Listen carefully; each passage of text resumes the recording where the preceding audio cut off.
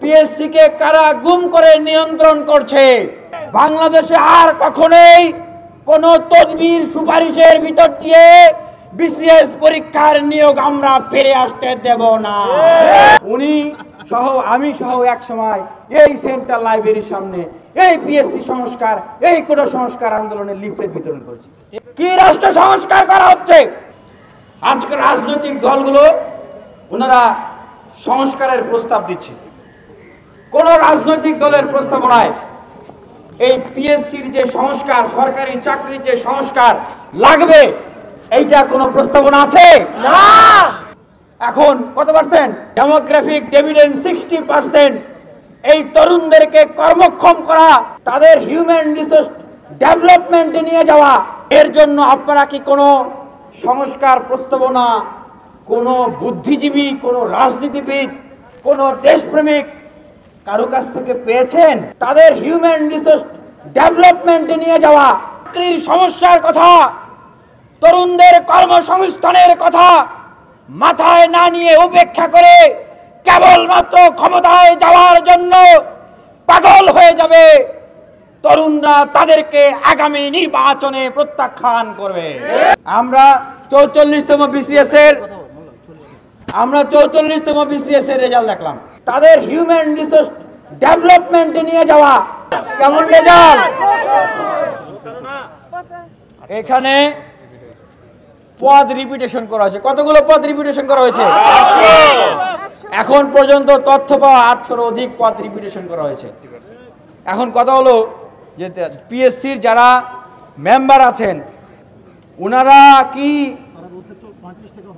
উনারা কি আসলে মানে ঠিকঠাক আছেন, নাকি উনাদেরকে আসলে মানে গুম করা হয়েছে?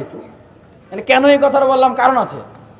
এইরকম একটা টেকনিক্যাল গুরুত্বপূর্ণ জায়গায় আপনি 800 জনকে পদ রিপিট করে দিবেন, 800টা পদ, তাহলে কি হয়ে যাবে? তাদের হিউম্যান রিসোর্স ডেভেলপমেন্টে নিয়ে যাওয়া, তারা এই তরুণদেরকে তাদের অধিকার থেকে বঞ্চিত করছে। কারা চায় যে এই 800টা পদ এই ইন্টারিম গভর্নমেন্টের সময় খালি থাকুক? এই 800টা পদ তারা কখন ফিল আপ করতে চায়, কিভাবে ফিল আপ করতে চায়, এই প্রশ্ন আমরা রাখতে চাই। বাংলাদেশে আর কখনোই কোনো প্রহসনের বিসিএস ফিরে আসবে না।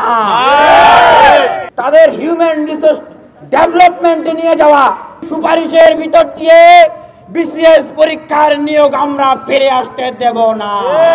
উনি সহ আমি সহ এক সময় এই সেন্ট্রাল লাইব্রেরির সামনে এই পিএসসি সংস্কার, এই কোটা সংস্কার আন্দোলনের লিফলেট বিতরণ করেছি।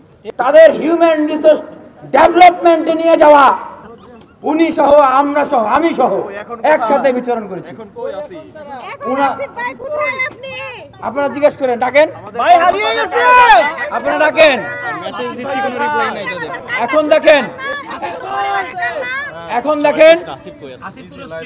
এখন দেখেন এখন রাজু ভাস্কর্যের সামনে যখন ভাইরা অনশন করছিলেন, সমগ্র বাংলাদেশ ব্লক, বিশ্ববিদ্যালয় কলেজগুলো ব্লক, তখন ওনারা টিএসসিতে খেলা দেখতে আসছিলেন, শিক্ষার্থীদের সমালোচনা করে দেখতে আসছিলেন। সচিব আসলেন, উপদেষ্টা আসলেন, পিএসসি থেকেও মেম্বার আসলেন, বললেন কি পিএসসি সংস্কার কমিশন হবে। আজকে কয় মাস হয়ে গেল? 2 মাস। সংস্কার কমিশন কোথায়? হারিয়ে গেছে। আমরা জনপ্রশাসন সচিবকে উদ্দেশ্য করে বলতেছি, পিএসসি সংস্কার কমিশন কোথায়?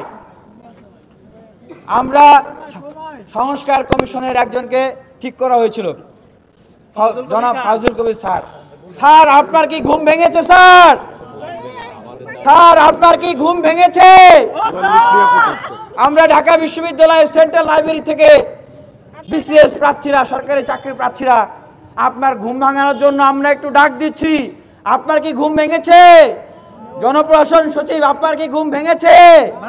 তাদের হিউম্যান রিসোর্স ডেভেলপমেন্টে নিয়ে যাওয়া কিভাবে ভাঙাতে হয় ছাত্রীদের সেটা কিন্তু খুব ভালো করে জানা আছে।